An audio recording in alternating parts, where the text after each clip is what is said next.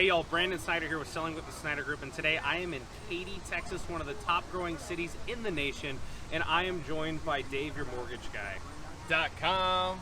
And today we are talking about one of the most important things for our veteran friends, and that's how to get into a home and some of the misconceptions that come with and how our team is winning with our veterans. One of the biggest misconceptions that we're hearing today is most sellers and agents are actually in the belief that it takes almost 60 days to close a VA loan. Yeah, no, that's true. Some of the bigger lenders, such as Navy Federal Credit Union, does take 60 days. But I've closed VA loans in 30 days. I've closed them in 23 days before. So that's a thing going into it where a VA loan doesn't have to be a negative thing that a seller perceives, because some of this stuff's not true. Yeah, absolutely, and it's actually pretty amazing when you get a phone call, when you have a client that, they're selling their home in a different state, and you get a phone call, hey, you guys want to close early? Unfortunately, we weren't able to close early, but we were ready to close within 21 to 25 days, and it was pretty incredible.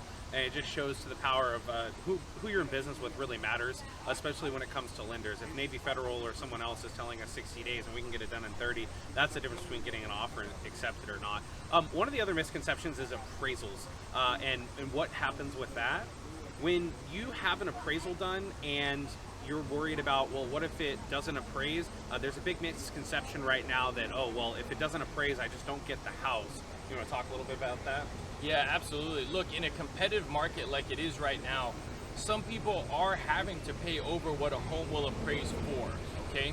As a veteran, you can pay that difference. So if the home is under contract for $250 and the appraisal comes in at $240, you'd be just bringing that extra $10,000 to closing. Yeah, and this is something that will give you a leg up when you're writing offers, because a lot of our veteran friends will think that sometimes you have to just give up, or hey, I don't even want to write an offer because it's going to be too competitive.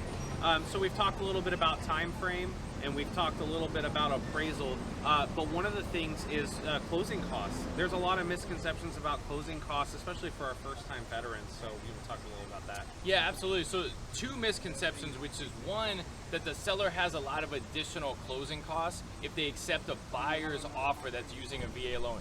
That's no longer true and hasn't been for a long time.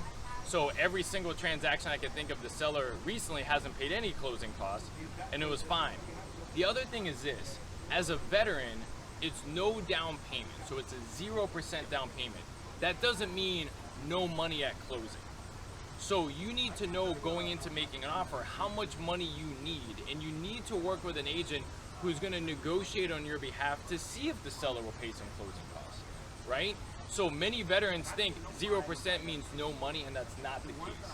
Absolutely, and speaking of that, when it comes to closing costs, something that our team has been really good at in the past year has been actually negotiating closing costs ahead of time. I can count on two hands how many times we've actually gone in prior to closing, or prior to going into option period, getting a credit to the buyer for whatever they need for closing costs, and then even getting repair credits.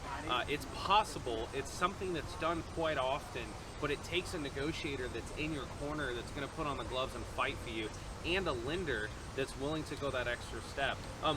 One of the things when it comes to lenders that's really been helpful for us is a phone call. And you think, oh, well, I don't really get on the phone that much. Well, that's what we do.